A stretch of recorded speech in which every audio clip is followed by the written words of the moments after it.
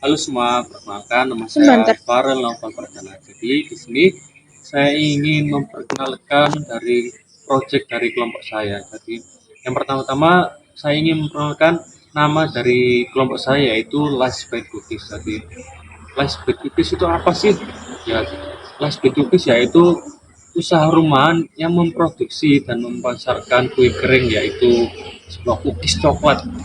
Jadi apa sih bedanya cookies dari kita sama cookies-cookies yang lainnya, yaitu pembedanya itu seperti dari segi rasanya itu sangat berbeda dari yang lainnya. Jadi di kita itu sendiri menggunakan bahan-bahan yang alami seperti buah-buahan gitu, sehingga tidak ada campuran dari warna makanan. Jadi selanjutnya saya akan menjelaskan tentang strategi pemasaran yang dilakukan oleh kelompok saya, yaitu yang pertama secara online dan yang kedua secara offline.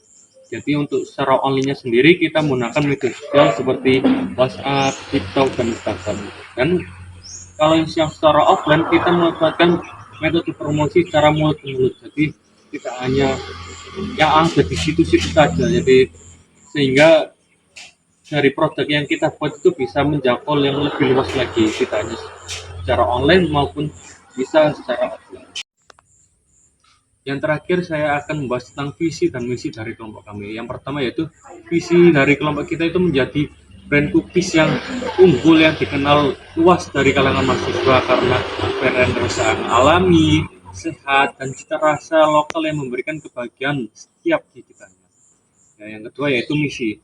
Misinya itu apa saja sih? Yang pertama itu untuk menghasilkan cookies dengan bahan-bahan alami kualitas tinggi seperti tidak menggunakan pewarna dan pengawet alami dan pengawet yang sintetis seperti itu, yang aman dikonsumsi sehingga tetap menggugah rasa yang ingin memakan.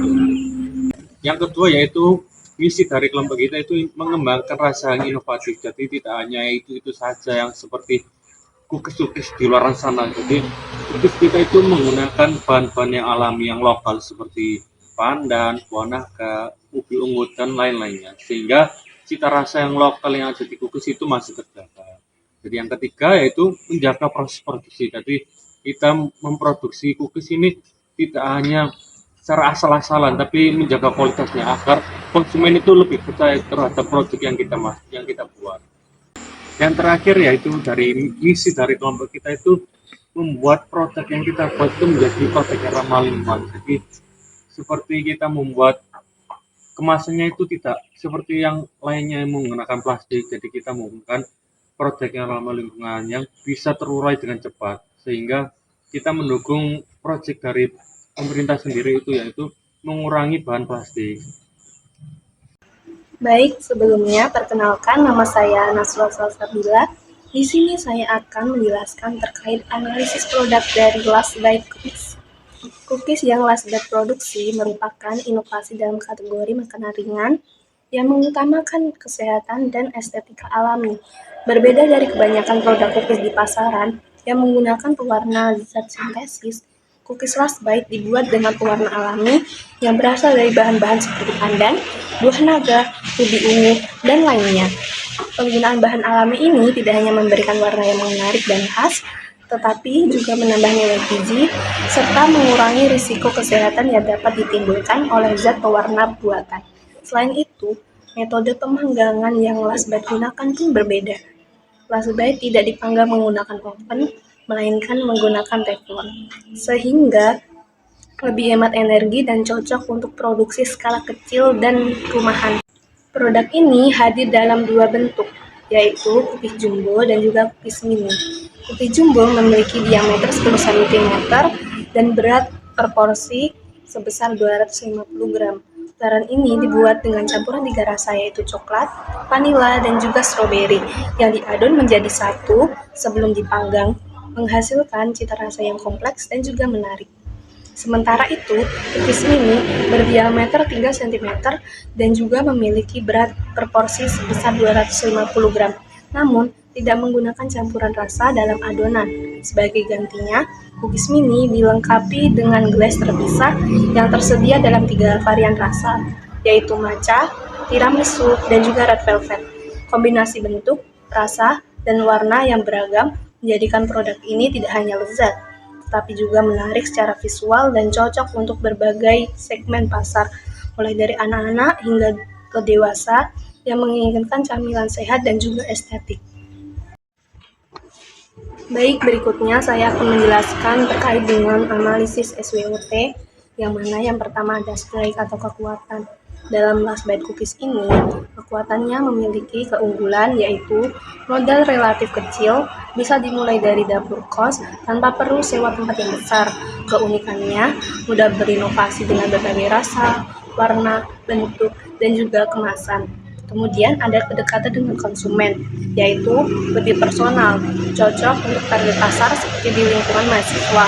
Kemudian ada kualitas yang terkontrol, yaitu produksi skala kecil yang memungkinkan menjaga kualitas dan rasa lebih konsisten. Kemudian cocok untuk momen tertentu, tingginya permintaan saat hari raya, ulang tahun, atau event khusus. Kemudian ada weaknesses atau kelemahan. Kelemahan pada cookies last bite ini terletak pada keterbatasan SDM. Biasanya dikerjakan oleh sedikit orang, sehingga kewalahan jika pesanan naik drastis. Kemudian kapasitas produk terbatas, tidak bisa memenuhi pesanan besar secara mendadak. Kemudian kurangnya standar legalisis. Belum semua usaha rumahan memiliki izin usaha atau sertifikat halal. Kemudian rentan terhadap kualitas bahan. Harga bahan baku naik turun mempengaruhi biaya produksi. Kemudian ada opportunities atau peluang. Cookies last bite mempunyai pasar yang luas, yaitu cookies digemari semua kalangan mulai dari anak-anak hingga dewasa.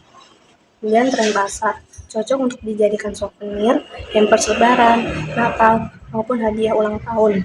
Kemudian e-commerce dan media sosial mudah dipasarkan secara online dengan jangkauan yang luas. Yang terakhir ada threat atau ancaman, yaitu persaingan yang tinggi. Banyak usaha cookies rumahan maupun brand besar yang sudah dikenal.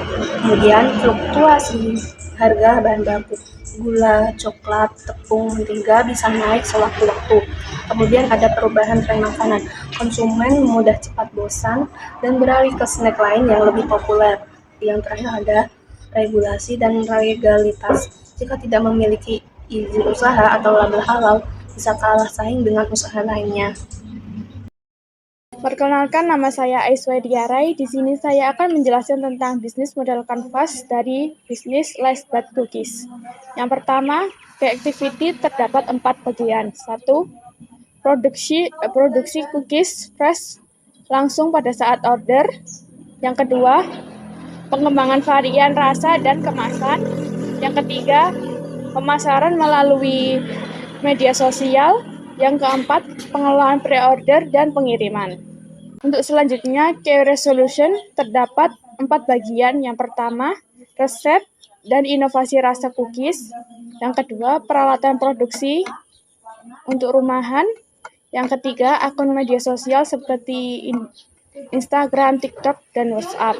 Yang keempat, bahan baku lokal seperti buah-buahan, buah naga, pandan, dan ubi, dan lain-lain. Yang selanjutnya adalah customer segment. Terdapat 4 bagian. Yang pertama, mahasiswa, konsumen online, pelanggan yang mencari camilan praktis dan personal. Yang keempat, pencarian hadiah atau hampers untuk acara hari raya atau ulang tahun. Untuk selanjutnya, value preparation. Terdapat 6 bagian. Yang pertama, cookies dengan isian lumer yang memiliki rasa kekinian dan lokal. Yang kedua, kemasan menarik dan dapat dikostumisasi. Yang ketiga, harga terjangkau dan dengan kualitas terjamin. Yang terakhir adalah cost structure. Ada 4 bagian. Yang pertama, key partner. Yang kedua, penyediaan bahan baku lokal. Yang ketiga, jasa pengiriman.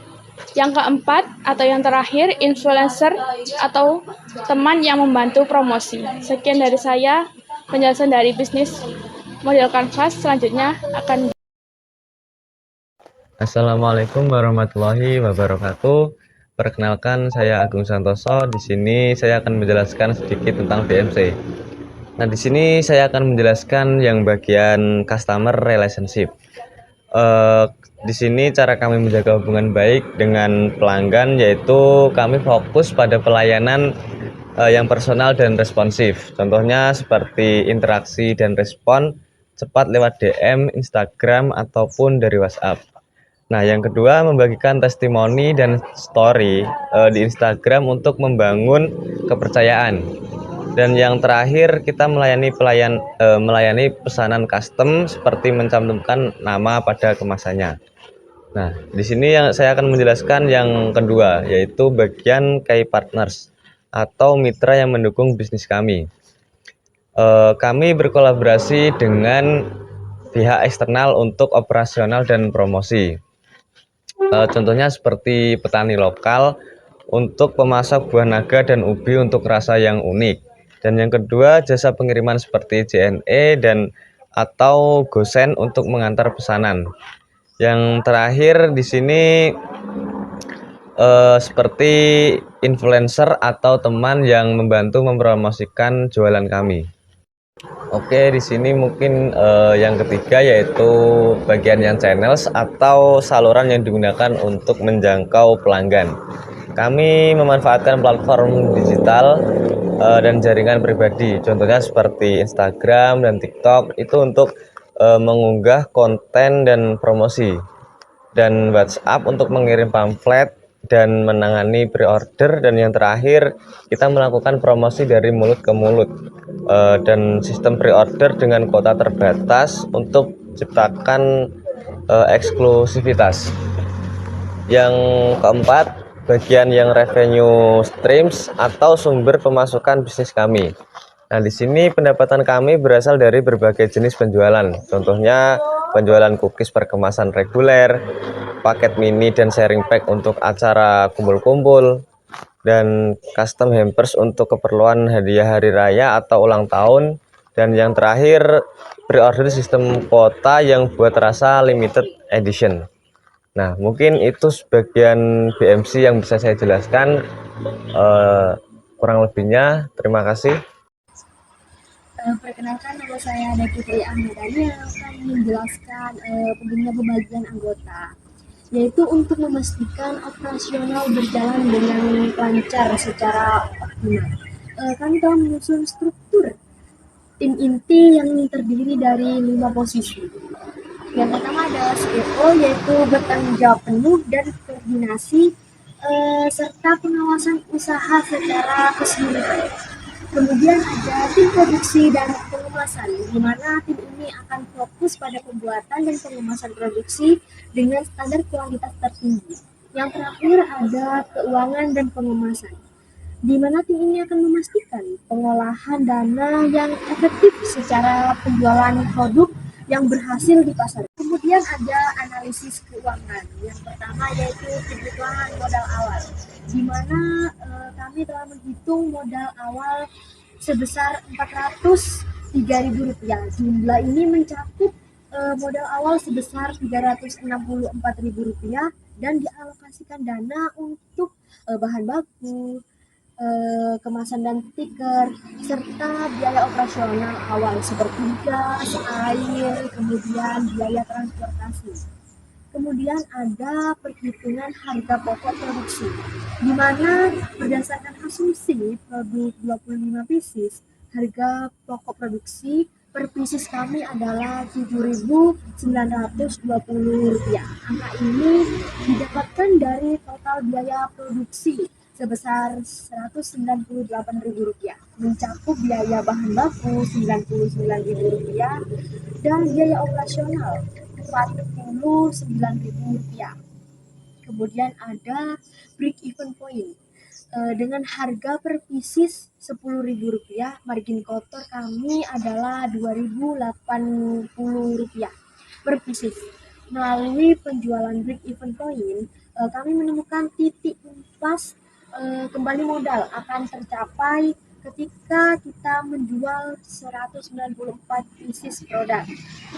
Artinya setelah penjualan 195 pieces produk, usaha ini akan menghasilkan keuntungan. Kemudian yang terakhir yaitu laba dan rugi. Proyeksi laba kami sangat menjanjikan. Dengan asumsi penjualan 250 pieces, kami menargetkan total penjualan bruto sebesar 2.500.000. Setelah dikurangi biaya produksi dan pengeluaran, kami memproyeksikan keuntungan bersih dalam satuan putaran adalah Rp2.097.000. Ini menunjukkan potensi profitabilitas yang sangat tinggi dan modal bisnis ini.